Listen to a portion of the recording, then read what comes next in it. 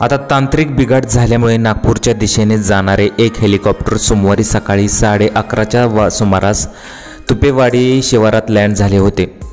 यामुळे घटनास्थळी बघ्यांची एकच गर्दी जमली। आता लोकांना वाटले की निवडणुकामुळे यामध्ये पैसेच आणलेत की काय। चॅनलवरती नवीन असाल तर MM मराठी न्यूजला जरूर सबस्क्राईब करा। हेलिकॉप्टरपासून नागरिकांना दूर सारताना पायलटला चांगलीच कसरत करावी लागली। हिंदी भाषिका चालक आणि इतर 2 व्यक्ती आतमध्ये असल्याने निवडणुका आहेत, आतमध्ये पैसे आहेत काय अशी शंका उपस्थित करीत प्रशासनाने चौकशी करावी अशी मागणी लावून धरली होती। ग्रामीण भागातील नागरिकांना हेलिकॉप्टर विमान हे काहीतरी जवळून पाहण्याचा योग येतो। असाच एक सोमवारी तुपेवाडी तालुका बदनामपूर येथील ग्रामस्थांना आला।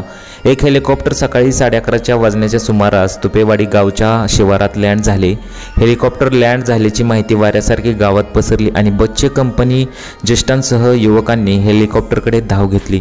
अनेकांना हेलिकॉप्टर जवळून उभा पाहून सेल्फी घेण्याचा मोह आवरला नाही।